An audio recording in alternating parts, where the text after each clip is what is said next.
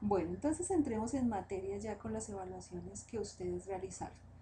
Un primer criterio que se les orientó para que realizaran este proceso fue tener en cuenta las características de la historia personal, familiar, lingüístico-comunicativa y escolar de los estudiantes en el aula.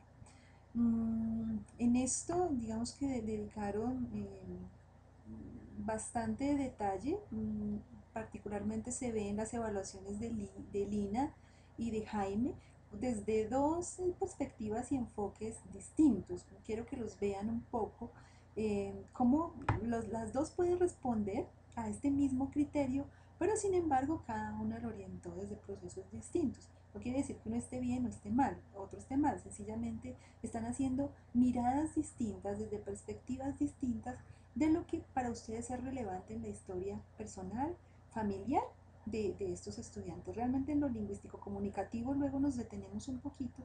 Voy a hacer un poco la mirada desde lo personal y familiar. ¿Por qué es importante inicialmente caracterizar esto?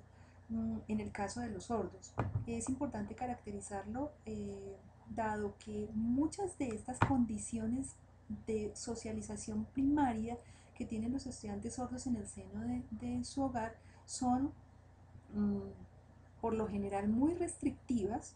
Si son hijos de padres oyentes, pues obviamente vamos a contar con unos entornos no adecuados, no pertinentes para el desarrollo de la primera lengua. Pero no obstante ello, hay entornos familiares que pueden estar promoviendo procesos de comunicación, procesos de acceso al conocimiento, porque los niños cuentan con diversas experiencias para salir, sentir, tocar, relacionarse con los otros, así no hayan apropiado una primera lengua. Distinto el caso de estudiantes que pueden estar todo el tiempo encerrados en su casa, totalmente aislados del mundo, sin muchas posibilidades de interacción. Por ejemplo, ese simple hecho, así los dos no tengan lengua, va a marcar unas diferencias significativas en las formas de ingreso a la escuela, en sus formas de percepción del mundo y en sus formas de participación y de acceso y desarrollo al mundo de la lengua y el lenguaje y por tanto al desarrollo del pensamiento. Entonces se hace muy importante reconocer cómo son esos entornos, más que, eh, no más que, sí es importante tener en cuenta, por ejemplo, esta historia que nos señala Lina. Lina, todas sus evaluaciones realmente hace algo que nosotros en educación especial llamamos anamnesis o un recorrido muy por la historia y particularmente la historia clínica del estudiante y por la historia del desarrollo del estudiante.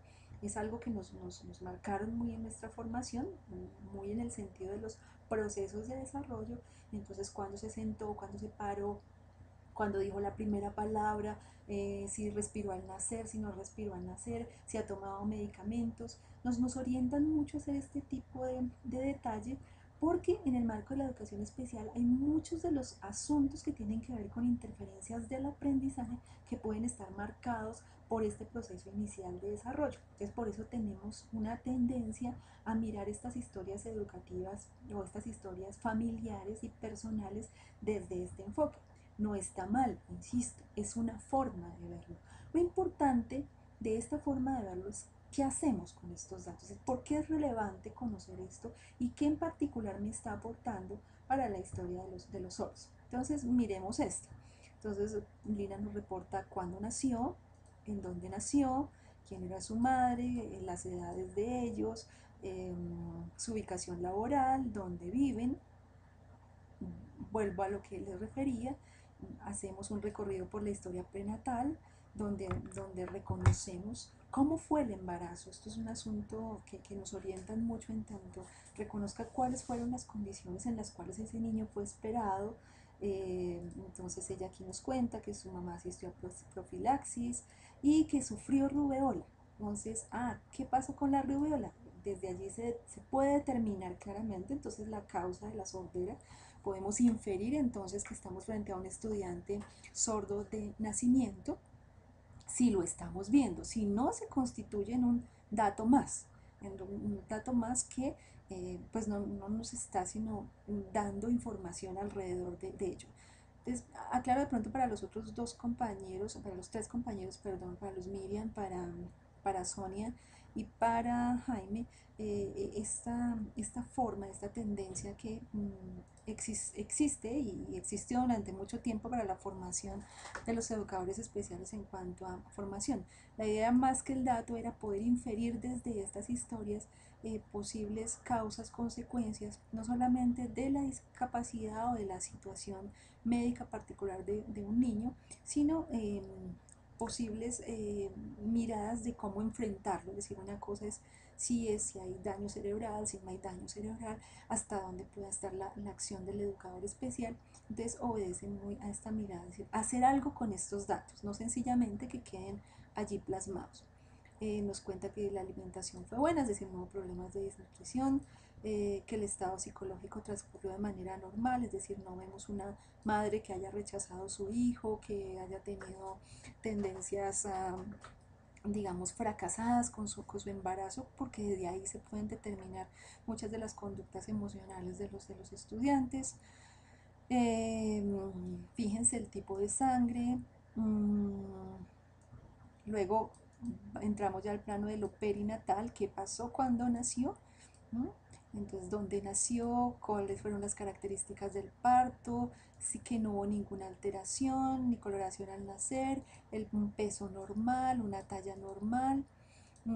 Lo mismo en la historia postnatal, entonces fíjense que todo el desarrollo parece, parece ser normal, excepto este problema respiratorio y una cirugía que le han hecho en extremidades inferiores, por lo que cuenta aquí también, es decir, ah, algún tipo de, uno puede prever aquí algún tipo de atraso en el desarrollo psicomotor, aunque de pronto no muy significativo, de pronto importante, pero pues bueno, no todos los niños cursan por las mismas etapas. Eh, de pronto aquí sí ya se ve mucho más marcado el desarrollo psicomotor atrasado cuando nos dice que solo caminó a los 4 años, pero no se visualiza ningún antecedente de por qué fue tan tardío este desarrollo psicomotor de este estudiante, pero llama poderosamente la atención el por qué. Entonces, aquí, dado que es un dato importante en tanto desarrollo integral del estudiante, valdría la pena indagar un poco más a qué se debió esta dificultad, si fue por esta cirugía en extremidades inferiores y por qué le hicieron la cirugía, había alguna malformación o algún problema óseo, muscular, no sé, queda allí como una duda respecto a estos datos. Nos habla de desarrollo de la lengua, que hubo sonidos guturales, eh, si la veo, y nos dice algo de que sus primeras palabras se presentaron a los 5 años. Valdría entonces desde este enfoque, insisto, o sea, cuando se encuentran estos datos y estamos hablando de una perspectiva de estudiante sordo, entonces, ¿a qué le llaman palabras? ¿Escuchaba algo?